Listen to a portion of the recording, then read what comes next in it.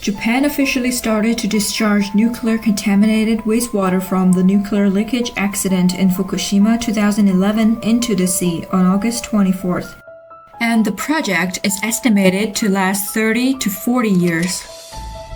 The total volume of the stored wastewater can reach 1.5 million tons, among which 31.2 thousand tons are planned to be released completely this year. This is the distribution model of the radioactive contamination in Fukushima 2011.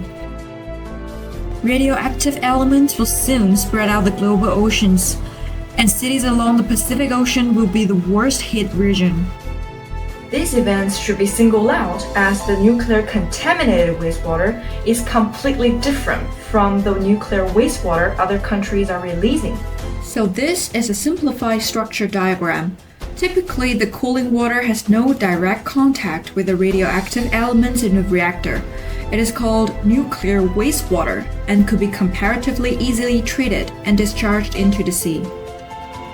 However, nuclear contaminated water is when the leakage occurs. The cooling water accidentally contacts the radioactive elements and is contaminated.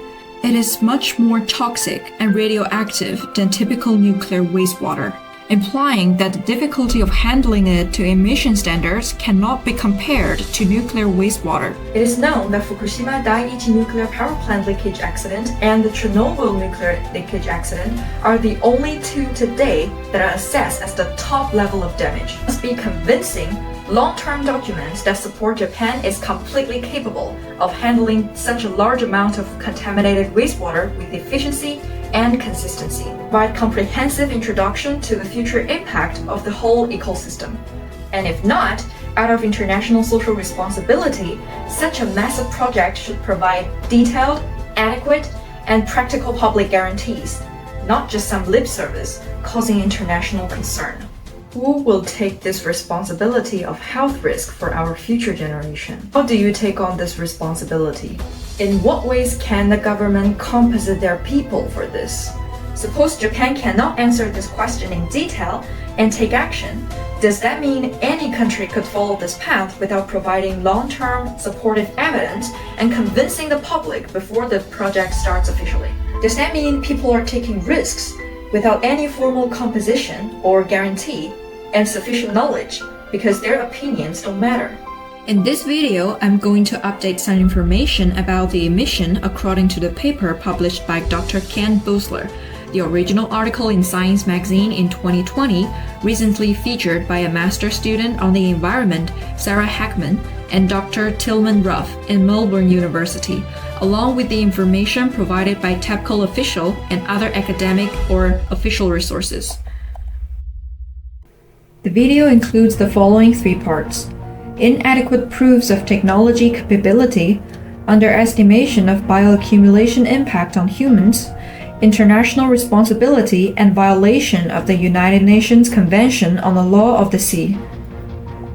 The ALP system has not been proven to be consistent and effective for thoroughly treating nuclear contaminated water in the long run. The ALP system is a filtration system Japanese officials use to handle up to 62 radioactive nuclides, including cesium and strontium, both of which are common radioactive elements that do great harm to humans' health. However, the ALP system is incapable of dealing with tritium, another radioactive element that also does harm to human body, and carbon-14. According to their data and standard, the sum of the concentration ratios for all the elements except for tritium is indeed controlled under 0.4, meeting the regulatory standards for discharge for now.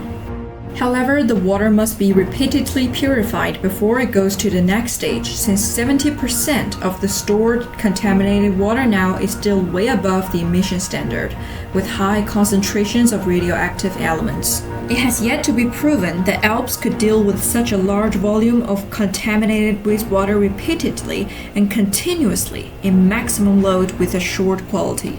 It is also noted that no existing technology features significant volume processing and quality control of separating tritium.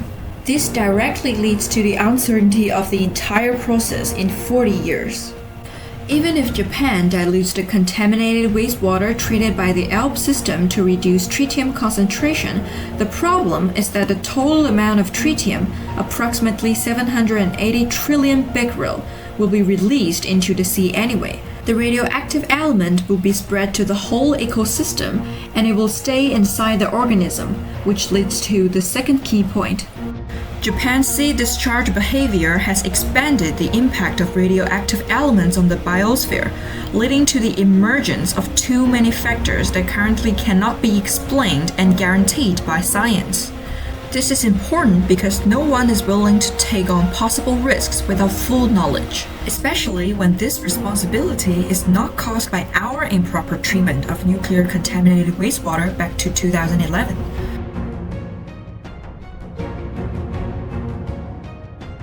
Japan's official experiment might not have fully illustrated the effect of bioaccumulation either from a quantitative or broad aspect.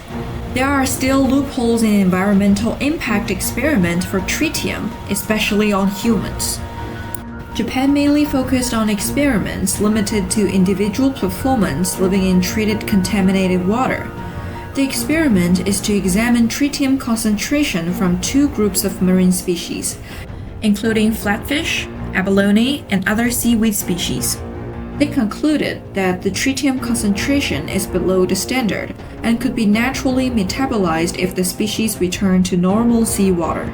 But as mentioned earlier, if the amount of tritium released to the sea is unchanged, does that mean marine species and humankind, at least for coastal residents, will live in an environment with a higher tritium concentration than other places? There are three forms of tritium, and although scientific research and documents generally noted that all of them are assumed to be evenly distributed in a creature's body, and presumably, according to Japan's experiment, that tritium will not stay in marine species' body for a long time, is there any evidence saying that human or land-based species will undertake tritium that no matter in what forms in their body, within the safe dose range, can we metabolize it in a short period of time as well? I'm specifically concerned about tritium accumulation's impact on pregnant people, elders, and young children. I don't think this experiment clearly explains the potential risks to citizens regarding land-based species impact and bioaccumulation effect. Japan also did not adopt the best solution on the premise of insufficient evidence for handling contaminated wastewater and controllable future impacts. Expert panel has already provided comprehensive and better solutions to the contaminated wastewater handling from environmental aspects from a scientific view based on the reports and other information Japan has revealed, and pointed out that the ALPS treatment now is not the safest and the most feasible solution regarding both social and environmental impact. We're not advocating the adoption of a specific course at this time other than to delay construction significantly and consider much less damaging alternatives. They deserve to be studied fully and discussed with the Japanese people, including fishing communities, and with the communities in the Pacific region more generally. And they deserve to be studied without the presumption that construction gives that discharge into the Pacific Ocean is the preferred option. Experts all agree that minimizing the impact of spreading the contaminated water is the best way to go, and have proposed 3 feasible ways to achieve that, adding to the solutions TEPCO could potentially adopt. However, with inadequate supporting data, inappropriate estimation standards, and the underestimation of the ecological impacts mentioned previously, Japan still decided to discharge the contaminated wastewater into the sea. It is dismaying that before the above issues are resolved and fully recognized, Japan still insists on adopting the more economical but ecological harmful approach.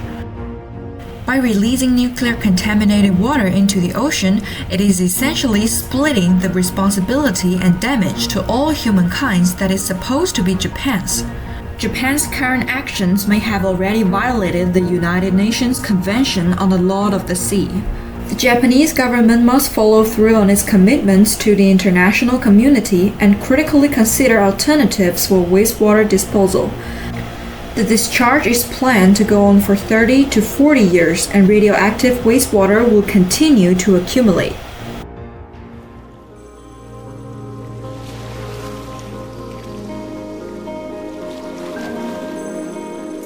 Destroying the environment not only harms human future generations, but also wastes all the efforts made by our predecessors and our generation, overdrafting the future generations' efforts towards environmental protection.